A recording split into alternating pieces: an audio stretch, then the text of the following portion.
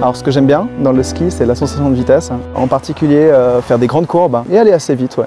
Alors j'ai déjà fait une grosse chute à ski, je suis sorti de la piste à pleine vitesse et j'ai tapé la tête très fort contre une sorte de mur de neige et je me suis fait assez mal et heureusement que j'avais un casque. Mais au fait, vous savez comment les casques nous protègent? Je vais aller voir les médecins du CHUV pour qu'ils nous expliquent tout ça. Oui, alors Maxime, ton casque, il va te servir à éviter que tu te fasses une fracture du crâne. Ça veut dire que tu te casses l'os du crâne, comme on peut le voir sur ces radios d'un autre jeune qui a eu un accident sans casque. Ah oui, effectivement, ce serait dommage de terminer la journée à l'hôpital.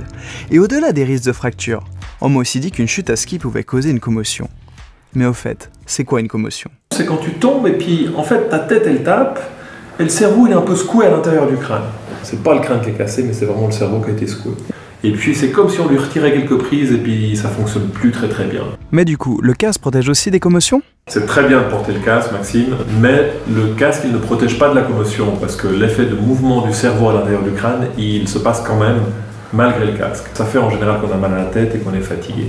Fatigue, perte de mémoire, maux de tête, ce sont les signes qu'il faut guetter. Mais bon, la meilleure des protections, c'est quand même éviter les chutes et donc de maîtriser sa vitesse. Mais étant donné que le risque zéro n'existe pas, des personnes travaillent pour améliorer des casques, comme ce groupe d'étudiants que j'ai rencontré.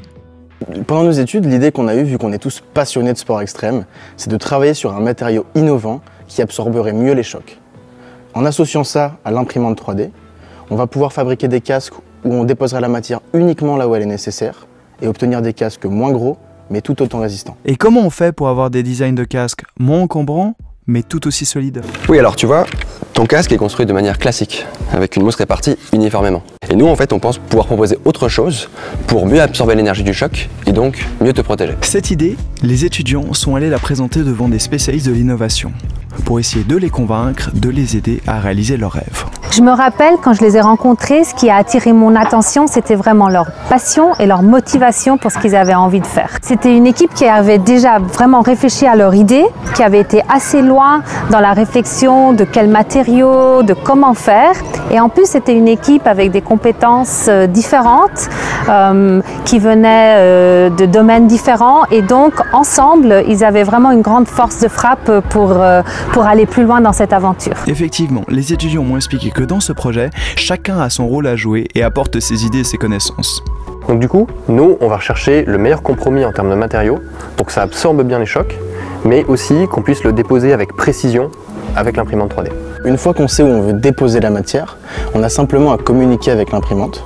Et on va faire cela grâce à un programme informatique qui va lui donner les instructions pour aller déposer la matière aux endroits précis.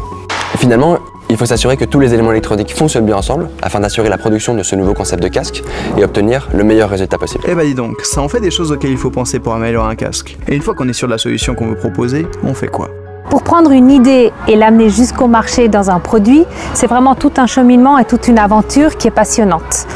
Nous, on les aide. On va les aider avec de l'aide financière, mais aussi en les mettant en contact avec des entreprises déjà établies, qui sont passées par là et qui vont pouvoir partager leurs expériences avec eux et un tout petit peu les guider à certains moments clés de cette aventure. À la fin, on aimerait lancer notre start-up.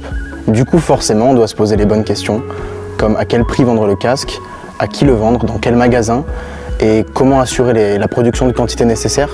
Mais je pense qu'ensemble, on va y arriver. Donc voilà, on te rend ton casque et on espère vite te retrouver sur les pistes pour tester nos innovations. D'accord, à bientôt. À bientôt. Au boulot.